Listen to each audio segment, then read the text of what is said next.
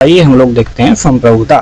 तो संप्रभुता क्या होती है भाई? संप्रभुता मतलब वो होती है कि कोई भी राज्य जो है वो अपना निर्णय लेने के लिए क्या है, स्वतंत्र है। उसका निर्णय किसी दूसरे या बाहरी राज्य से प्रभावित नहीं होता है। ठीक है, तो उसी को क्या कहा जाता है? संप्रभु कहा जाता है। ठीक है, तो राजनीति शास्त्र की जो विचारधारा है, उन सभी विचारधाराओं में जो सर्वाधिक महत्वपूर्ण विचारधारा है वो है संप्रभुता की विचारधारा।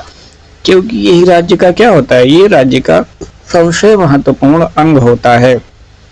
राज्य के 4 तत्व आपको बताए गए होंगे।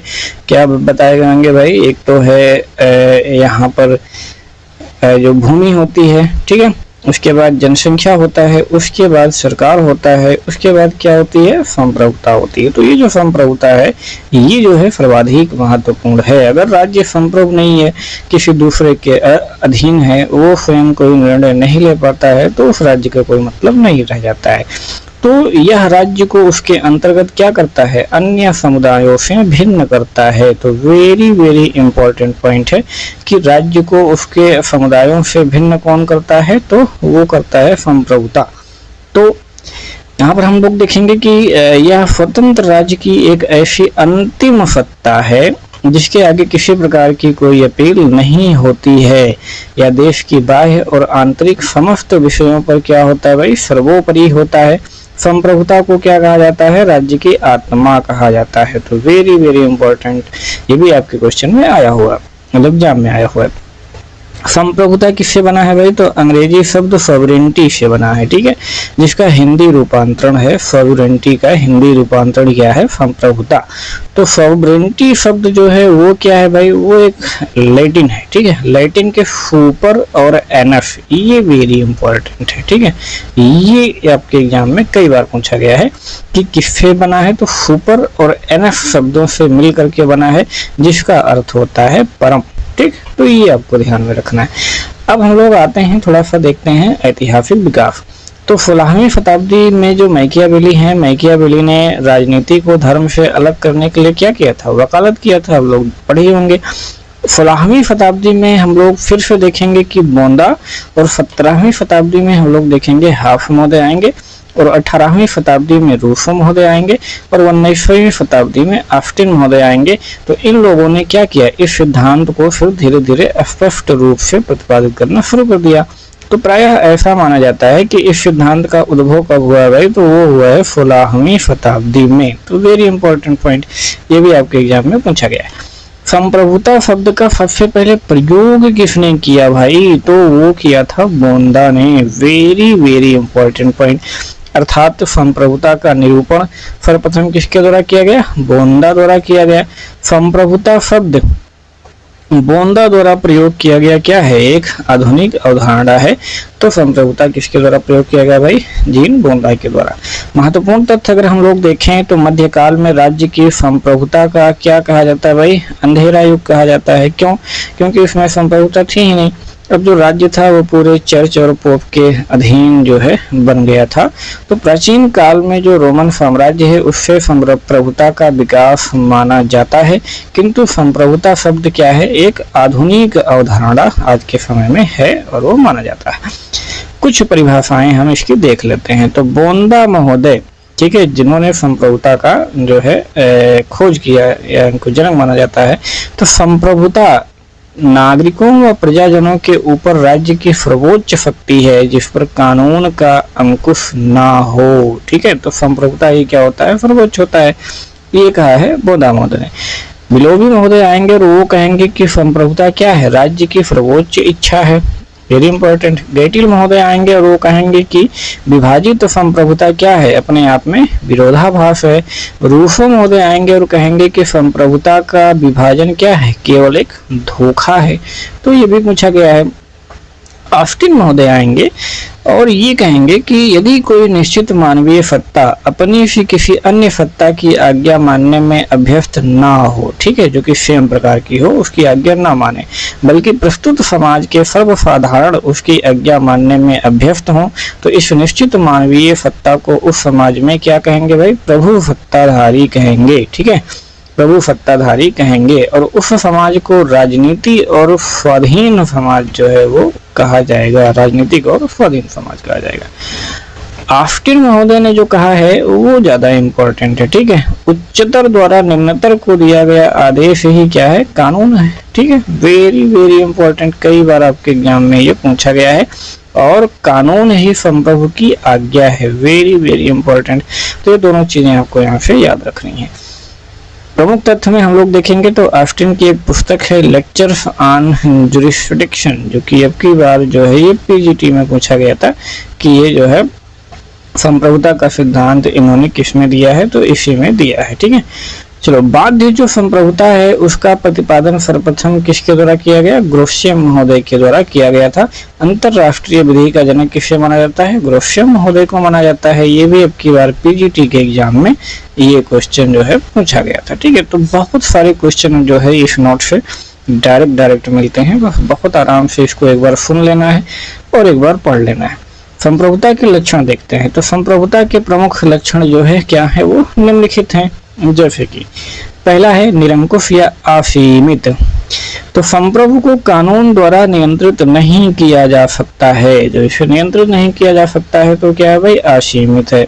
सर्वव्यापकता, यानी राज्य के अंदर सब कुछ क्या होता है, संप्रभु के ही अधीन होता है। मौलिकता, संप्रभुता जो है किसी अन्य सत्ता द्वारा प्रदत्त नहीं होता है, ठीक है, वो स्वयं जो है अपने आप में होता है, उसी को मौलिक बोलते हैं। अस्थायित्व, यानी कि जो प्रभु सत्ता है वो अस्थायी होता है। यह गुण संप्रभुता से अलग कर पाना जो है उसे संभव नहीं है। अदेयता, यानी कि जो संप्रभुता है वो एक वृक्ष के समान है जो अपने विकास के अधिकार को किसी अन्य व्यक्ति के अधिकार में नहीं छोड़ सकता है, क्योंकि ऐसा करने से उसका क्या होता है, स्वयं ही अंत हो जाएगा। अगला है अनन्यता, तो यानी कि इसके जैसी राज्य में कोई और शक्ति नहीं हो सकती है। यही क्या है, अब्सोल्यूट है, यानी कि अनन्य है। अविभाज्यता, यानी कि इसका तात्पर्य क्या है कि संप्रभुता का विभाजन संभव नहीं है, क्योंकि संप्रभुता एक राज्य में भाई एक ही होती है, ठीक है। तो अभी जो टीजीटी का एग्जाम हुआ था सिविक्स में, उसमें ये क्वेश्चन पूछा गया था, वहां पर लिखा था विभाज्यता, ठीक है। तो यानी कि यही फिर सही हो गया था, संप्रभुता को कभी विभाज्य नहीं किया जा सकता है, वो अविभाज्य है। अब हम लोग देखेंगे कि संप्रभुता का स्वरूप क्या होता है। तो विभिन्न विद्वानों ने संप्रभुता के विभिन्न अर्थों में प्रयोग किया है, जिसके कारण जो है उनमें भिन्नता उत्पन्न हो गई है। तो इनमें से निम्न प्रकार लोगों के सम्मुख जो है वो प्रकट होता है। इस प्रकार की पहला तो है नाम मात्र की तथा वास्तविक संप्रभुता। तो इस प्रकार की जो संप्रभुता है उसका प्रयोग उस राजतंत्रीय शासन के लिए किया जाता है जो किसी समय में क्या था, वास्तव में संप्रभु था, लेकिन अब वह संप्रभु नहीं है। तो इस प्रकार का जो शासक है वो संप्रभु का प्रयोग नहीं करता है। तो शासन का जो समस्त कार्य होता है उसके नाम से ही किए जाते हैं तथा संविधान द्वारा उसको कार्यपालिका संबंधी समस्त अधिकार मिले होते हैं, लेकिन उसकी समस्त शक्ति का प्रयोग किसके द्वारा किया जाता है, मंत्री परिषद द्वारा किया जाता है। जैसे कि भारत की बात करें, ठीक है, और इंग्लैंड की बात करें, तो शक्तियों का इस प्रकार का जो बंटवारा होता है वो संसदात्मक शासन का गुण होता है। और इंग्लैंड और भारत में इस चीज को जो है बड़े आराम से देखा जा सकता है। तो नाम मात्र की तथा वास्तविक संप्रभुता को औपचारिक कहते हैं और वास्तविक संप्रभुता भी कहा जाता है। तो नाम मात्र की संप्रभुता भाई अगर भारत में देखा जाए तो किसके पास है, राष्ट्रपति के पास, और वास्तविक संप्रभुता तो मंत्री परिषद है या फिर प्रधानमंत्री के पास है। वैधानिक संप्रभुता, तो वैधानिक संप्रभुता उस सत्ता को कहा जाता है जिसको राज्य के लिए विधि निर्माण करने का सर्वोच्च अधिकार होता है और उसके आदेश क्या होते हैं, विधि के समान मान्य होते हैं। जैसे कि अगर वर्तमान समय में देखा जाए तो इंग्लैंड की संसद क्या है, वैधानिक संप्रभुता का सर्वोच्च उदाहरण है, ठीक है, क्योंकि इंग्लैंड की जो संसद है वो क्या है, संप्रभु है। भारत की संसद संप्रभु नहीं है, एक चीज ध्यान में रखना, क्योंकि जो इंग्लैंड की संसद है वो संप्रभु है। अगर उसने जो भी आदेश दे दिया, जो भी कानून दे दिया, फिर उसको कोई हटा नहीं सकता है, उसको कोई बदल नहीं सकता है, वही होता है संप्रभु। लेकिन भारत की जो संसद है अगर कोई ऐसा कानून बना दे जो हमारे संविधान का कुछ उल्लंघन करती है, तो जो हमारा सुप्रीम कोर्ट है वो उसकी न्यायिक पुनर्विलोकन कर सकता है, उसकी जांच कर सकता है, उसको निरस्त भी कर सकता है। यानी कि हमारा जो संसद है वो संप्रभु नहीं है, ठीक है, ये बात को ध्यान में रखना है। महत्वपूर्ण तथ्य में देखें कि यदि संविधान सर्वोच्च है तो तत्कालिक संप्रभुता किसमें होगी भाई? विधि निर्माण करने वाली संस्था में होगी। वैधानिक संप्रभुता के जो प्रमुख समर्थक हैं, वेरी वेरी इंपॉर्टेंट, यही सब आपके एग्जाम में पूछा जाता है, ठीक है, कि इसके समर्थक कौन है, इसके क्या है। तो वैधानिक संप्रभुता के समर्थक सबसे पहले नंबर पर ऑस्टिन को पूछा जाता है सबसे ज्यादा, उसके बाद बोदा और हाफ्स महोदय आते हैं। तो ये तीनों लोग हैं। ब्रिटिश संसद स्त्री को पुरुष और पुरुष को स्त्री बनाने के सिवाय सब कुछ कर सकती है, यानी व्यंग किया था किसने? बिलोबी महोदय ने किया था। वेरी इंपॉर्टेंट पॉइंट है, तो सारी चीजें आपको नोट करते चलना है। अगला हम लोग देखेंगे राजनीतिक संप्रभुता। तो जो राजनीतिक संप्रभुता है वो कानून द्वारा ज्ञात नहीं होता है और यह अनिश्चित भी होता है और असंगठित भी होता है। साधारणतः अगर हम देखें तो एक देश के मतदाता समूह को राजनीतिक संप्रभु यहाँ पर कहा जाता है, जैसे कि भारत हो गया, क्योंकि जो राजनीतिक संप्रभुता है वो मतदाताओं के पास है भाई, जिसको चाहेंगे उसको जो है अपना संप्रभु घोषित कर देंगे या प्रभु सत्ताधारी उसे बना देंगे। तो वैधानिक संप्रभु के पीछे ये क्या होते हैं? निहित होते हैं। जो विधिक संप्रभुता होती है, विधिक संप्रभुता और राजनीतिक संप्रभुता में अंतर अगर देखा जाए तो सबसे पहले किसने किया था? डायसी महोदय ने किया था। ये भी वेरी इंपॉर्टेंट पॉइंट है, ठीक है। और कहा था कि विधिक संप्रभुता और राजनीतिक संप्रभुता में कभी टकराहट होती है तो वहां पर क्या होगा? विधिक संप्रभुता को झुकना पड़ेगा, यानी कि राजनीतिक संप्रभुता वहां पर जीत जाती है। महत्वपूर्ण तथ्य में देखें तो राजनीतिक संप्रभुता एक राज्य के अंतर्गत उन सभी प्रभावों का योग है जो वैधानिक संप्रभुता के पीछे होता है। ये गिलक्राइस्ट महोदय ने कहा था। विधि वेत्ता जिस संप्रभुता को मान्यता देता है उसके पीछे एक दूसरा संप्रभु सत्ताधारी होता है, जिसके सामने कानूनी संप्रभुता को क्या करना पड़ता है? झुकना पड़ता है। ये डायसी महोदय ने कहा था। राजनीतिक संप्रभुता के प्रमुख समर्थक अगर देखा जाए तो डायसी महोदय, गिलक्राइस्ट महोदय और लॉक महोदय, तो ये भी काफी इंपॉर्टेंट है। ऊपर हम लोगों ने वैधानिक वाला देखा था, वैधानिक संप्रभुता के प्रमुख समर्थक, और यहाँ पर हम लोग देख रहे हैं कि राजनीतिक संप्रभुता के प्रमुख समर्थक। तो इनको अपने नोट्स पे कहीं एक साइड में आप लोग लिख लीजिए। तो वैधानिक संप्रभुता के पीछे एक राजनीतिक संप्रभु की खोज की कोशिश संप्रभुता की समूची धारणा को खत्म कर देती है। ये किसने कहा था? गेटिल महोदय ने। अगला जो आ रहा है वो है लोकप्रिय संप्रभुता। तो इस मत के अनुसार जो अंतिम संप्रभुता होती है वो किस में निहित होती है भाई? जनता में निहित होती है। वैसे इस धारणा का मुख्य प्रतिपादक कौन है? रूसो है, जिसने सामान्य इच्छा में ही लोक संप्रभु माना है।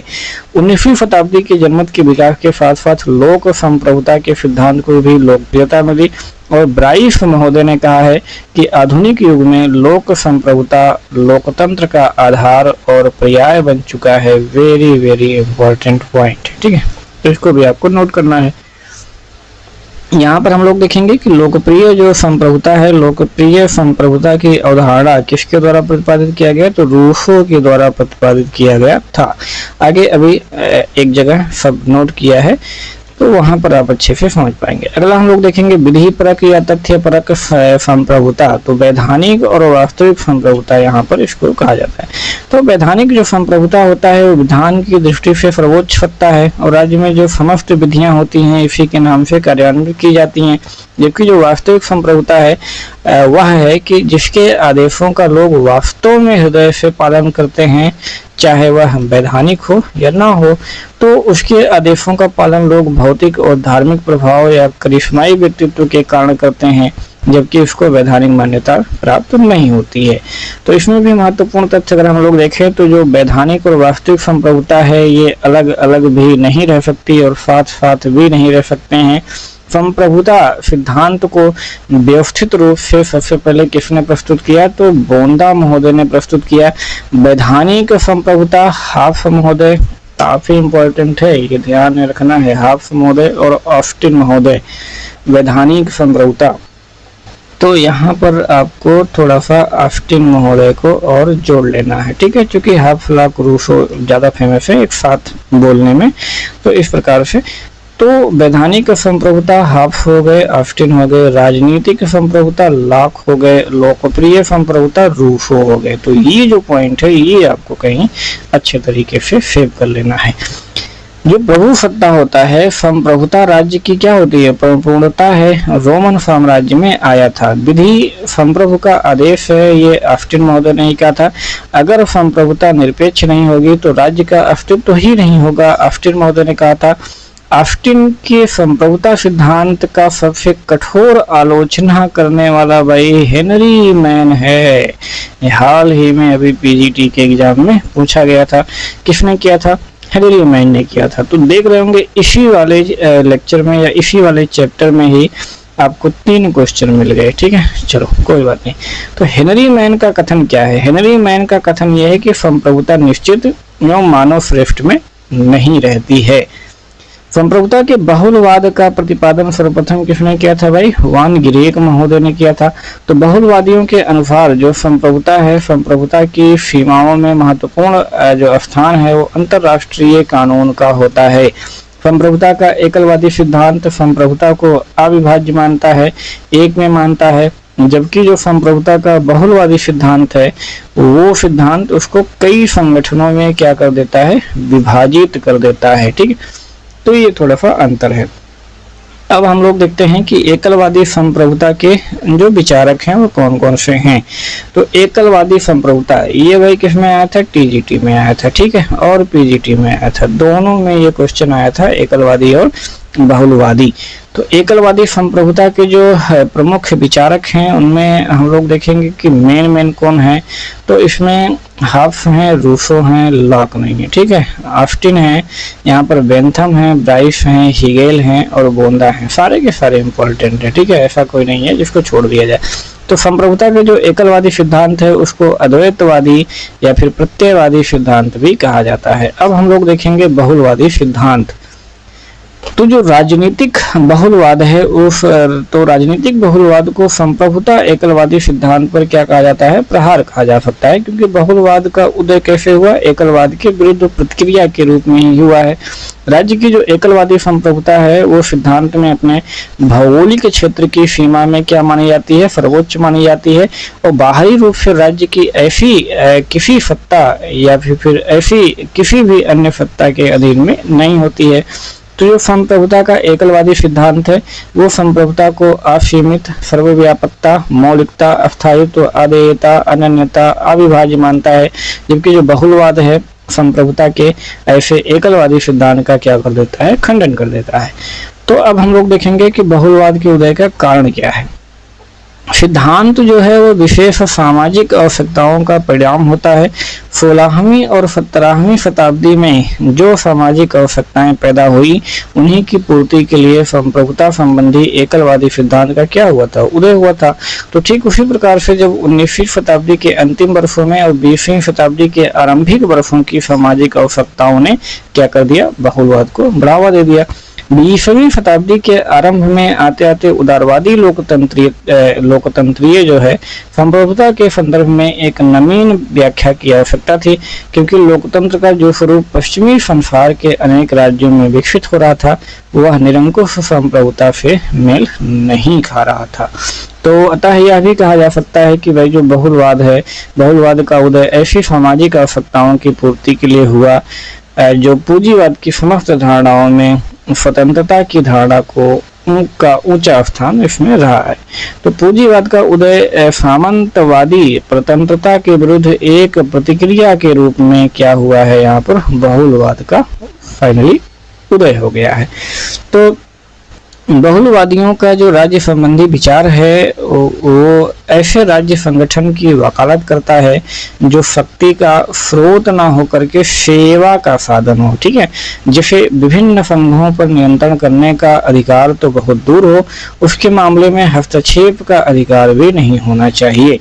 तो ऐसे राज्य की सत्ता निरंकुश नहीं होती है, क्योंकि जो बहुलवादी संप्रभुता होती है उसको कानून का स्रोत नहीं समझते हैं और शक्तियां विभिन्न संघों में क्या होती हैं? बट जाती हैं। ठीक है, तो संप्रभुता का बहुलवादी सिद्धांत हम लोग देखते हैं। तो समर्थकों की दृष्टि से अगर देखा जाए तो संप्रभुता मूलतः संकट का सिद्धांत, ये किसने कहा था? एच क्रैम महोदय ने कहा था। क्योंकि जो समाज का स्वरूप है संघात्मक है, अतः सत्ता का स्वरूप भी संघात्मक होना चाहिए। किसने कहा था? लास्की महोदय ने कहा था, और ये टीजीटी में पूछा गया था। ठीक है, टीजीटी फिजिक्स, यानी कि क्वेश्चन नंबर 4। आगे हम लोग देखेंगे, यदि संप्रभुता संबंधी संपूर्ण विचार का त्याग कर दिया जाए तो राजनीति शास्त्र के लिए अस्थायी लाभ होगा। लास्की महोदय ने कहा था संप्रभुता का सिद्धांत राजनीतिक दर्शन के लिए क्या है? वैध नहीं है। लास्की महोदय ने कहा था बहुलवादियों के अनुसार संप्रभुता अविभाज्य न होकर के संघों में विभाजित होना चाहिए। कोकर महोदय ने कहा था यदि हम वस्तु स्थिति को देखें तो यह सर्वथा स्पष्ट हो जाएगा कि जो संप्रभुता है वह संपन्न राज्य का सिद्धांत धराशाही हो चुका है। ये एडी लिसे महोदय ने कहा था संप्रभुता संपन्न राज्य की मान्यता जितनी निरर्थक और निर्जीव हो गई है उतनी और कोई राजनीतिक संकल्पना नहीं हुई होगी। ये बारकर महोदय ने कहा था संप्रभुता की धारणा राजनीति शास्त्र से निकाल देना चाहिए। वेब महोदय ने कहा था। ठीक है, तो ये सारे अलग अलग लोगों ने अपना अपना वो दिया है। हम लोग महत्वपूर्ण तथ्य देखते हैं तो संप्रभुता का जो बहुत्ववादी सिद्धांत है उसका प्रतिपादन सबसे पहले जर्मन विचारक किसने किया था? गिरियक ने किया था। ठीक है, उसके बाद एक ब्रिटिश विद्वान आए मेटलैंड, उन्होंने किया। तो इस प्रकार से गिरियक महोदय को क्या माना जाता है? बहुत्ववाद को जनक माना जाता है।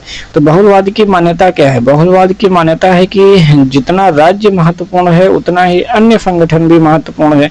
यानी बहुलवादी क्या करता है कि सभी समुदायों को समान स्तर का मानता है। यही आपके लिए इम्पोर्टेंट है। ठीक है, तो राज्य सभी कार्य नहीं करता है, इसलिए राज्य के पास सभी शक्तियां नहीं होनी चाहिए। उसका क्या होना चाहिए? डिवाइडेशन होना चाहिए। तो बहुलवादी जनतंत्र के अंतर्गत व्यावसायिक प्रतिनिधित्व का प्रमुख समर्थक कौन है भाई? GDH कोल महोदय। परंपरागत और एकलवादी संप्रभुता का बहुलवादी इसलिए भी विरोध करते हैं कि दूसरे संगठन उतने ही महत्वपूर्ण जितनी राज्य की भूमिका, यानी कि दूसरे संगठन को भी यहाँ पर क्या दिया जाना चाहिए? मौका दिया जाना चाहिए। बहुलवादी विचारकों की अगर हम लोग बात करें तो उसमें आ जाएंगे गिरियक महोदय, मेटलैंड महोदय, लास्की महोदय, बारकर महोदय, मैकाइवर महोदय, कोल महोदय, एडी लिट्से महोदय, क्रेब महोदय, फॉलिट महोदय, बिगिट महोदय, डिग्री महोदय। ठीक है, ये आपको याद रखना है कुछ महत्वपूर्ण। तो एक याद रखो, दोनों नहीं याद रखना है भाई। एकलवादी याद कर लोगे तो बहुलवादी ऑटोमेटिक अलग हो जाएंगे, या फिर बहुलवादी याद कर लो तो एकलवादी अलग हो जाएंगे। तो इसमें हम लोग देखेंगे कि जो बहुलवादी है वो एकलवादी संप्रभुता की आलोचना करते हुए समुदायों को स्वतंत्र करने के पक्ष में है। जो बहुलवादी विचारक हैं वो क्या मानते हैं? राज्य को संघों का संघ मानते हैं। वेरी इंपॉर्टेंट पॉइंट है, एग्जाम में पूछा गया है। जो बहुलवादी राज्य है वो बहुलवादी राज्य की निरंकुश संप्रभुता का क्या करता है? विरोध करता है। ठीक है, या फिर उसका विरोध ही है। ठीक, तो यहाँ पर हम लोगों ने देखा कि भाई टीजीटी पीजीटी मिला करके इस जो चैप्टर है उससे भी 4 क्वेश्चन आपको मिलते हैं। तो आप समझ गए होंगे कि ये चीज़ें कितनी इम्पोर्टेंट हैं। अगर इसको आप अच्छे से पढ़ते हैं, मन लगा के पढ़ते हैं, तो आपके सारे क्वेश्चन जो है यहीं से मिलने वाले हैं, बाहर से आपको कुछ भी नहीं मिलने वाला है। तो ऐसे ही ध्यानपूर्वक आप लोग पढ़ते रहिए। मिलते हैं नेक्स्ट वीडियो में, तब तक के लिए जय हिंद।